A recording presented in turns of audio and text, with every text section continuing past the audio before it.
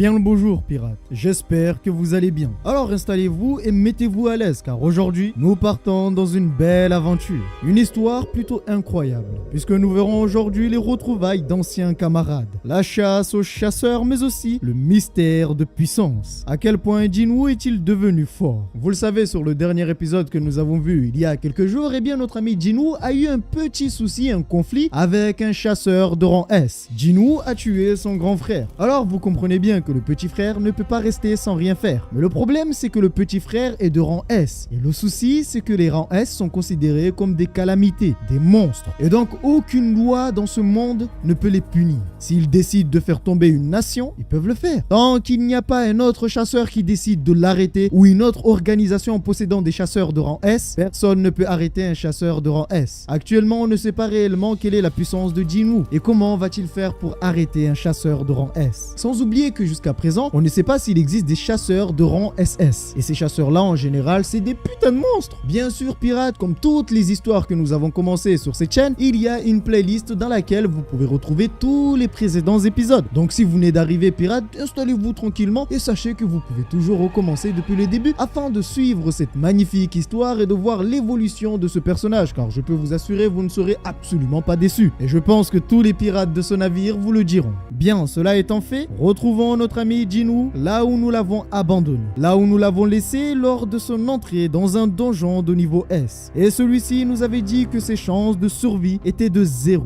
Et pour vous dire à quel point les monstres de ce donjon sont impitoyables. La raison pour laquelle il continue malgré le faible pourcentage de survie, c'est parce qu'il veut savoir à quel point il est fort. Il sait qu'il doit augmenter son niveau afin de pouvoir enchaîner les donjons instantanés. Pour rappel, les donjons instantanés qu'il dispose ne sont pas comme tous les autres donjons. Il ne peut pas sortir de ces derniers tant qu'il n'a pas tué le boss de celui-ci ou s'il ne dispose pas d'un cristal de retour. Et en rentrant dans celui-ci, il dispose bien d'un cristal de retour. Il sait qu'il est faible, mais il veut voir à quel point il est faible. Dans leur monde, très peu de hauts niveaux de portails sont apparus jusqu'à présent. Rien qu'un portail de rang S est très rare, mais un jour, un portail de rang S avait été détecté sur l'île Jeju.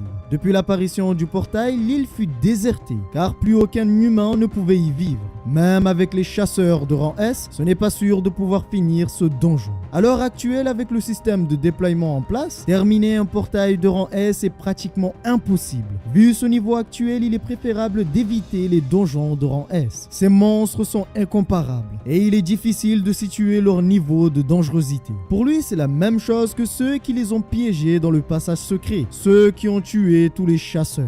C'est une force qui n'apporte que la mort. Alors vous vous demandez certainement, mais alors pourquoi est-il rentré dans un portail de rang S? En réalité, il est rentré dans celui-ci afin de juger ses attaques. Il veut savoir à quel point est-il fort. Et donc quoi de mieux que de s'attaquer aux monstres les plus redoutables? Alors il active ses meilleures capacités. Il active Crève-Loup, mais aussi la capacité vitesse à 30%. Il donne tout ce qu'il a contre ce monstre qu'il estime être d'un autre niveau. Il utilise même la compétence soif de sang, mais celle-ci est automatiquement annulée. La raison est que le monstre est beaucoup trop fort. Il comprend que ses attaques ne lui font absolument rien. Normalement, avec tous ses atouts, il aurait dû avoir un avantage. La différence de niveau est beaucoup trop grande, mais cela ne change rien. Il comprend que c'est bien un donjon de rang S. Et le monstre qu'il affronte n'est autre que le Cerbère, le gardien des enfers. Celui-ci active l'une de ses compétences, la rage. Cette compétence double les capacités du Cerbère durant 3 minutes. Même ce système lui dit qu'il y a un gouffre énorme de niveau entre lui et le monstre. Malgré son attaque, le système lui dit que le Cerbère n'a reçu aucun dégât. Il était trop tard pour lui. Le monstre lui a dévoré le bras gauche. Par la suite, l'a balancé tel un vulgaire déchet. Tel est le niveau qui les sépare. Il est en train de souffrir de douleur. Le système lui montre ses stats. C'est vraiment pas bon. Ses PV sont en dessous de 30%. Le système fait tout pour qu'il ne meure pas. Mais il ne perd toujours pas confiance. Il pense pouvoir le battre. Son double éveil n'est pas comme celui des autres. S'il est devenu l'avatar de quelqu'un à cause du système, eh bien ce qu'il a à faire c'est simplement dépasser ses attentes. Le système lui demande de le dévorer. Il a reçu la récompense de régénération. Son bras a repoussé, sa puissance a augmenté. Maintenant il peut lui tenir tête. Avec sa force, il a tordu la tête du Cerbère. Ensuite, l'a enchaîné de tous les côtés. Ils ont voulu le tuer, alors il va les tuer. Il a tué le gardien des enfers. Il lui dit que grâce à lui, il connaît son niveau. Alors, est-ce que le gardien des enfers était de niveau S? Absolument pas. Il n'était que le gardien de la porte qui se trouve juste devant lui. Il estime que s'il ouvre cette porte, il risque de mourir. Alors, il laisse le donjon. Il reviendra ici lorsqu'il deviendra un peu plus fort. Quelque temps plus tard, un homme est venu voir un enquêteur, ce qu'ils appellent dans ce monde un surveillant. Le président lui avait dit que cela concernait une mission. Alors il s'est présenté. Il lui demande quelle est cette mission. L'homme a entendu dire que tout ce qui se passait dans les donjons restait dans les donjons. Il a une demande à lui faire aujourd'hui. Il lui donne 2 milliards de won s'il accepte sa mission. Et 2 milliards de won chez nous, ça équivaut à peu près 1 400 000 euros.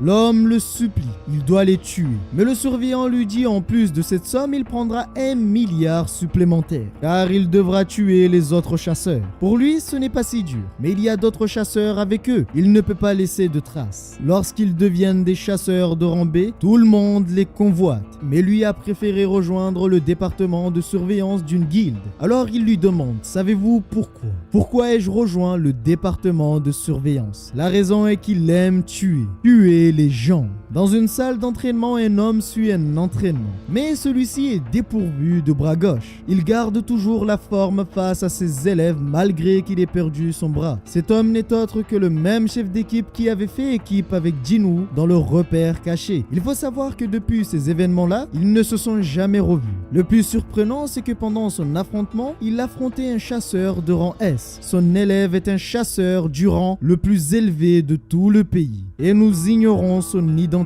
N'oubliez pas que d'après Jinwoo, il n'y a que 9 chasseurs de rang S en Corée du Sud, sans compter les autres pays. Il doit faire un donjon de rang D, mais ses compétences d'escrime ne lui servent absolument à rien dans un donjon, en raison de son état.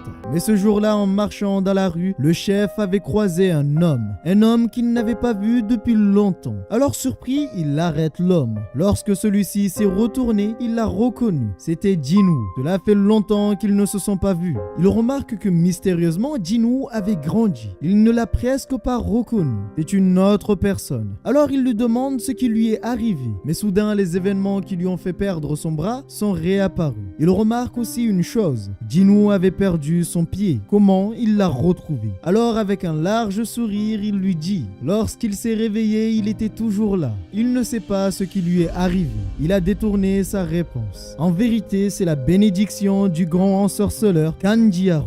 C'est lui qui lui a redonné son pied, la volonté de régénération. Il lui dit que c'est bien que ce soit ainsi. Il était jeune, et le fait qu'il ait retrouvé son pied soit une bonne chose. Il est soulagé et rassuré. Mais Jinwoo, lorsqu'il voit son bras, il est inquiet pour lui. Il lui dit de ne pas s'inquiéter. Ce n'est rien, il est content d'être revenu vivant. Ils sont là pour une mission. Au loin, son équipe se rapproche. Le chef est content. C'est une belle journée pour lui. Tous ceux qui étaient là pendant l'événement, ils n'y croient pas. Il est vivant. Jinwoo est vivant. Il n'arrive pas à y croire. Elle, qu'il a toujours soutenu, qu'il a toujours soigné, était heureuse de le voir vivant. Mais Jinwoo, lui, n'est pas vraiment content de ses retrouvailles. Car dans ce groupe se trouve l'homme qu'il avait trahi dans le repère, Sang-Shik. Et celui-ci a honte de le regarder dans les yeux. Ce jour-là, il les avait abandonnés et a pensé qu'à sa propre survie. En plus, il avait osé pointer une arme sur Jinwoo avant de s'enfuir. Le groupe se retrouve enfin après les événements traumatisants qu'ils ont vécus. Mais soudain, une voiture de police dépose des hommes sur le trottoir.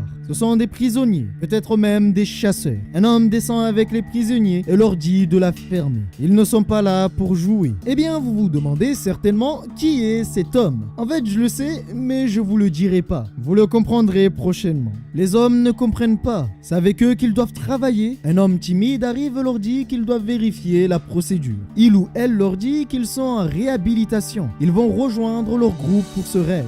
Pour lui, c'est un sacré bazar. La journée avait pourtant bien commencé. Sans oublier que Taishik du département de surveillance va participer au raid. C'est un rang B. Jinwoo trouve ça étrange. Alors il demande à Jui de se retirer du raid. Mais elle lui dit que s'il participe à ce raid, alors elle l'ira avec lui. Pour le chef, cette affaire commence à devenir compliquée. Il se demande s'il doit vraiment participer à un raid avec des criminels. Pour lui, ce doit être le destin qui les a réunis encore une fois dans un donjon. À l'intérieur du donjon, les criminels font un carnage. Aucun des monstres n'arrive à leur tenir tête. Ils sont violents et puissants. Leur force est monstrueuse. Chacun possède sa propre technique de combat et ses compétences de combat. Le vieux chef n'a pas perdu la main. Sa magie reste quand même assez impressionnante. Il brûle absolument tout. Jui a remarqué quelque chose. Jinwoo n'est pas blessé. Avant, il était toujours blessé. À chaque combat, même s'il se battait avec les plus faibles, il était toujours blessé. Alors, pour sa défense, il leur dit qu'il fait juste quelques exercices. Mais dans sa façon de répondre, le chef remarque qu'il a changé. Ils viennent d'arriver devant 3 passages. Le surveillant leur dit que la difficulté est relativement faible. Alors, ils vont se séparer et former 3 groupes. Jinwoo utilise son observation et voit qu'il y a une énergie venant de l'entrée qui se trouve à gauche. Alors il dit au chef qu'il vaut mieux aller à gauche. Le surveillant le fixe. Quelque chose se passe entre les 2 hommes. Jinwoo a choisi le passage car l'énergie qu'il a vue est celle du boss. Mais le surveillant ne lui inspire absolument pas confiance. Dans le passage du surveillant, une orbe de gobelins les attendait. Mais arrivé, il les avait tous tués. Son niveau est redoutable. Pour lui, monstre ou humain, il n'y a aucune différence. Il demande aux criminels, pourriez-vous tuer des enfants? Mais l'un d'eux lui demande c'est quoi cette question de merde. Il lui dit c'est vrai, une question de merde. Il dit qu'il pourrait trouver plein d'enfants dans ce donjon. Ils ont faim. Alors il leur demande pourriez-vous les tuer? Un des criminels dit qu'il les tuerait. Ils en sont capables. Il leur dit que maintenant il va devoir faire son rapport car les choses ne se sont pas passées comme prévu.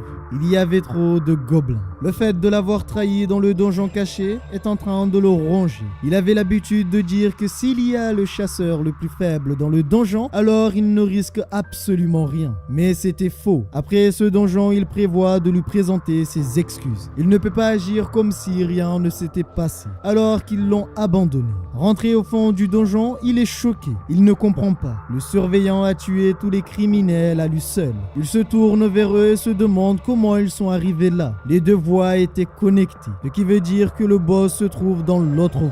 Jinwoo entend un cri, alors il se précipite afin de voir ce qui se passe. Mais sur place, ils se font attaquer par le surveillant. Celui-ci remarque que Jinwoo est rapide, très rapide. Jinwoo lui demande ce qu'il est en train de faire. Normalement, il ne devait pas les tuer, mais il a voulu tuer la soigneuse. Vu qu'il a arrêté son attaque, il va tous les tuer, comme il l'a fait avec les criminels et les autres chasseurs. Il se rappelle des mots de sa femme, de ses enfants. Il a perdu beaucoup de sang. Jinwoo n'y croit pas. Même s'il ne lui avait pas pardonné, il ne voulait pas sa mort. Il est à l'agonie. La mort s'approche de lui. Jinwoo hurle à Jui de le soigner vite. Il leur dit qu'ils ne peuvent rien pour lui. Il est perdu. Il a perdu beaucoup trop de sang. Jinwoo lui dit qu'il doit vivre pour sa famille. S'il ne vit pas, comment il va le détester maintenant? Il lui demande pardon. Pardon pour tout ce qu'il a fait. Il lève la tête avec honneur. Il lui dit « Monsieur Song, je suis désolé. Terriblement désolé. » Sa tête se baisse lentement. Il est mort.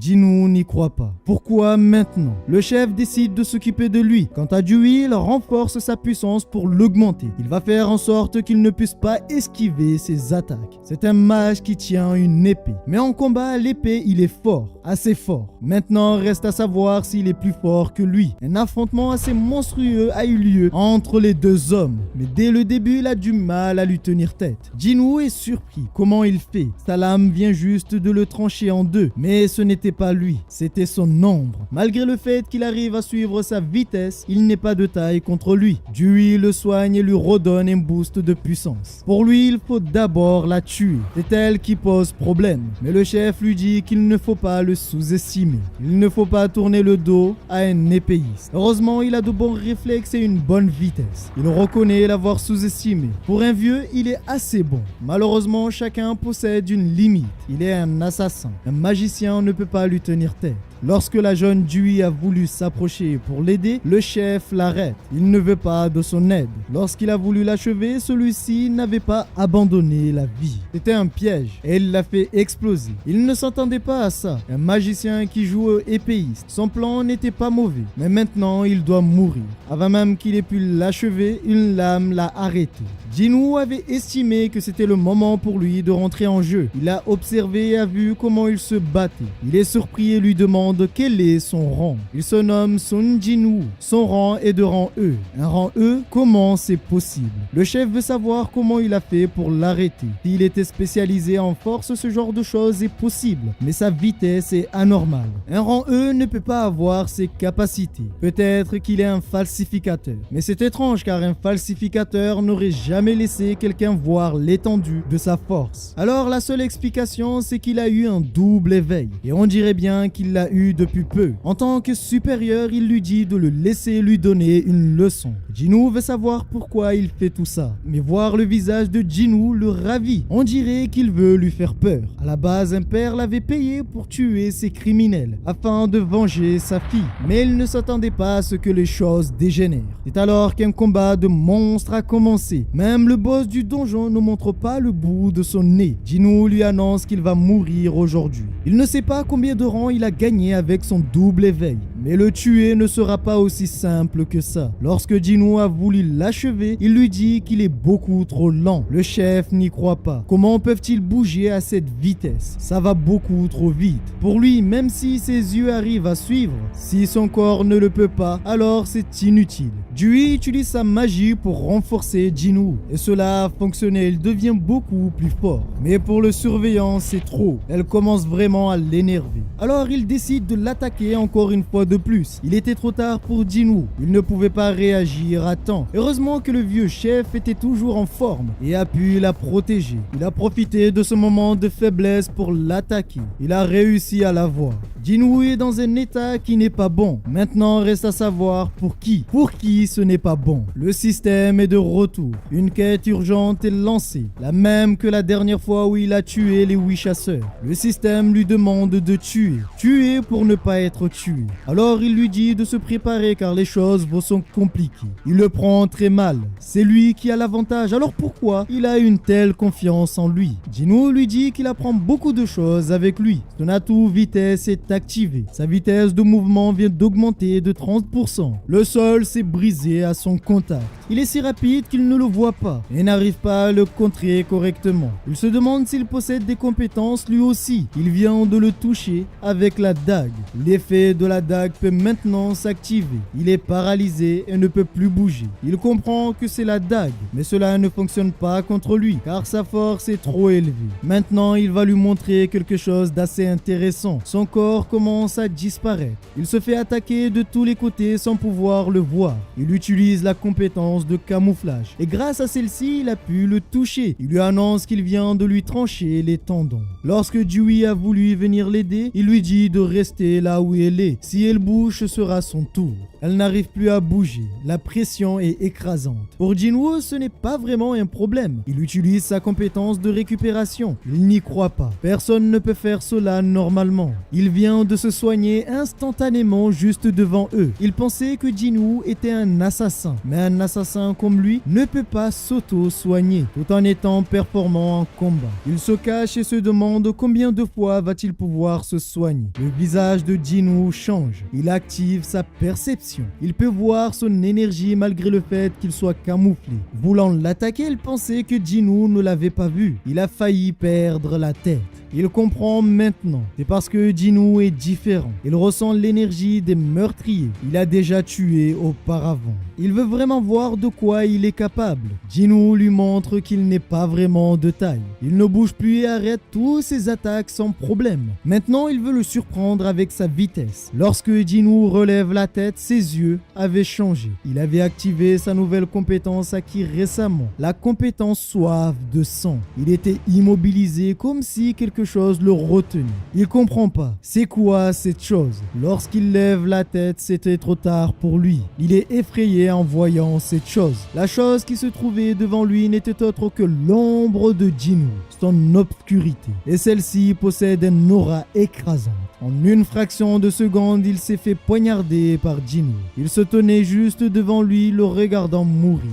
Il n'avait jamais vu quelqu'un comme lui auparavant. Il a activé les compétences saignées et paralysie sur lui. Avant de mourir, il lui dit qu'il ne pourra pas cacher ses compétences plus longtemps, vu qu'il vient de le tuer. Alors Jinwoo lui dit « Disons que je suis un chasseur qui devient fort à chaque combat. À quel point puis-je devenir fort ?» Il lui sourit et crache du sang. Par la suite, lui dit « Ton ombre est d'une noirceur sans précédent. Tu deviendras fort aussi longtemps que ton ombre sera plongée au plus profond de l'obscurité. » Il sait qu'il devient de plus en plus fort, bien qu'il ne l'était. Mais il remarque que depuis qu'il devient fort, une partie de lui s'efface. Jinwoo leur dit qu'ils vont devoir finir le donjon, mais les autres sont surpris. Il veut finir le donjon à lui seul. Alors les autres décident de partir. Ils ne sont pas de taille face au boss. Ils vont l'attendre dehors et vont faire le rapport. Jinwoo a commencé à s'avancer tout seul dans le donjon. Mais il s'arrête et dit « Je sais que tu es encore en vie. Lève-toi. »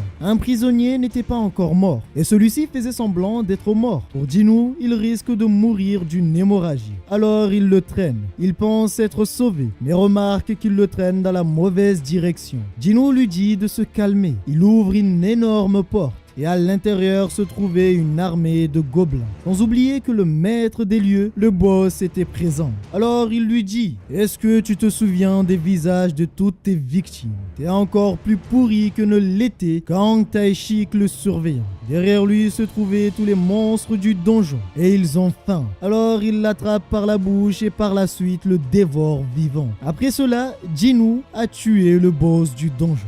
Lorsqu'il est sorti, un surveillant venait d'arriver. Celui-ci l'a reconnu. Il se nomme Woo Jin-chul. Il est le chef du département de la surveillance. Il s'excuse officiellement pour ce qu'a fait l'un des membres du département de surveillance. Mais Jinwoo remarque que cette personne est extrêmement forte. Il a quelques questions à lui poser. C'est un rang A et Jinwoo sait qu'il n'est pas de taille contre lui. Alors il ne résiste pas. C'est à ce moment-là que le chef décide de l'aider. Il dit que c'est lui qui a tué Taishik. Alors il lui demande son rang. C'est un rang C. Il veut savoir comment un rang C a pu tuer un rang B. Il lui dit que c'est grâce à Dewey. Et Dewey est un rang B. Pour lui, c'est possible. Et il estime que l'enquête est résolue. Mais avant de partir, il lui dit que s'il n'est pas prudent, il risque de perdre la vie. Alors il veut savoir de quoi il est en train de lui parler. L'incident dans le précédent donjon a énervé une personne en particulier. Wang Dong-soo, le petit frère de Dong-soo. Et c'est un rang S. Il arrive en Corée dans 2 mois.